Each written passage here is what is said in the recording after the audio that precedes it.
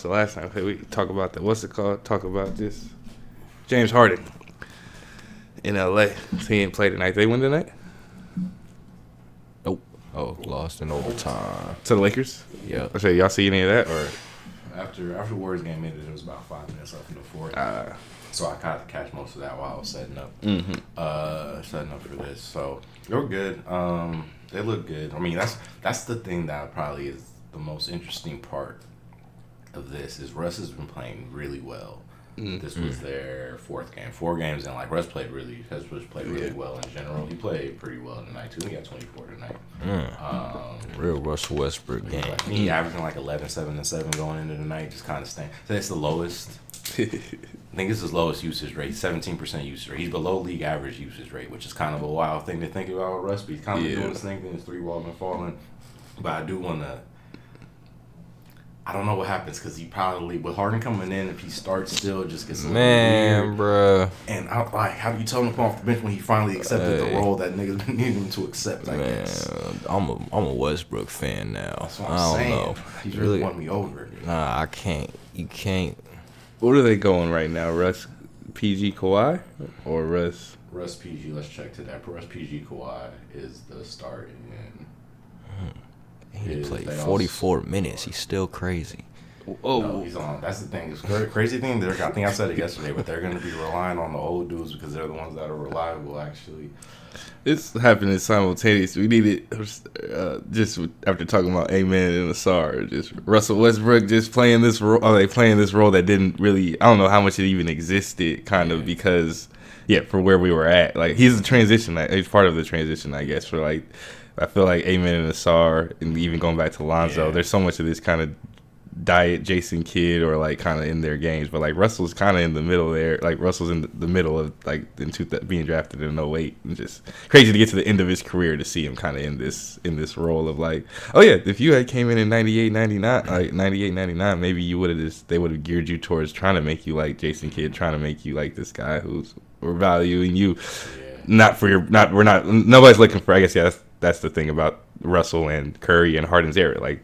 After they hit their primes, guards are now high level production, high level scoring, high touches and shit like that, like never before. And saying it's crazy, crazy. Russ's career gets to the end, and we're seeing a whole wave. I feel like we're seeing a wave of a lot of point guards who, if they're not scorers, then they've got to be this 6'4", 6'5" athletic defender who just goes out there, plays hard, and makes plays like all night long. It's like damn.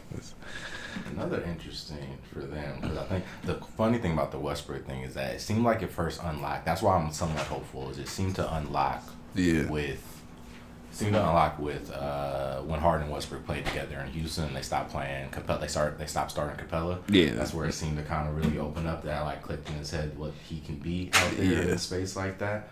But he was always positionless too. That's the thing. I feel like that was probably the Houston click thing. It was just like, the value of the rest is like he can be one of the best point guards in the league, maybe one of the best point guards ever.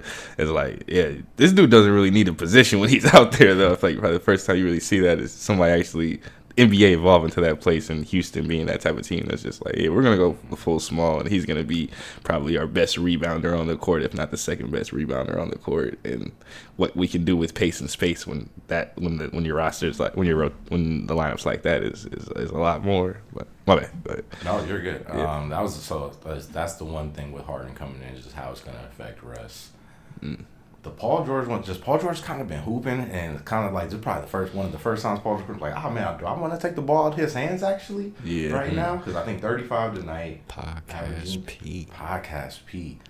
29 a game. He's shooting 50% from the field, 56% from the field, 51% from three.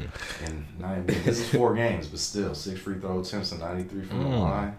It's just, I don't know, but he has Paul George has these moments when Paul George plays like when he's on, he can be. But, part of it's like this is a lot of talent. These niggas might actually end up being really good, but it's gonna be really weird to see how it all meshes together, I guess. I'm trying to see Booker need to come back, and I'm trying to see them play. Paul George said, and all he said he about to be on his bully shit this season. Him and Booker had a back and forth. Okay. Those two dudes who they're interesting when they start opening their mouth to say some shit. Still remember Booker was one bitching about being double teamed in pickup. That was funny. Never gonna drop. And he was chirping when he dropped 70 in the L. So Booker's had some interesting moments. Best player, best American. Hoop. That's the thing. He's being held back by the rest of the country. Needs to have the confidence of Devin Booker. That's what it is.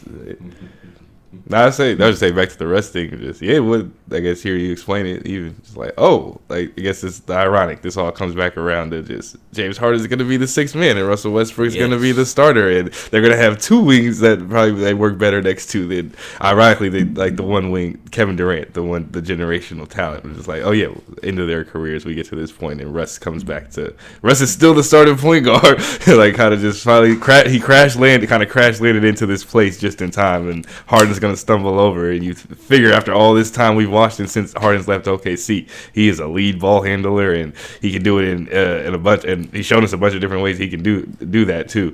But trying to get the ironic part of getting back to this point, and it's James Harden's back to sixth man. James Harden, which it wouldn't be bad. Like he'd be really, I don't know. I feel like Russ's game's unlocking already. I feel like James's game would unlock because he's still above that role. I feel like he's still at where he's at. If he's in shape, like he's well above that role, and he's gonna be he's gonna be excellent in it. And then whenever somebody goes down, James is ready to step in, kind of thing. But it'll be interesting to see what they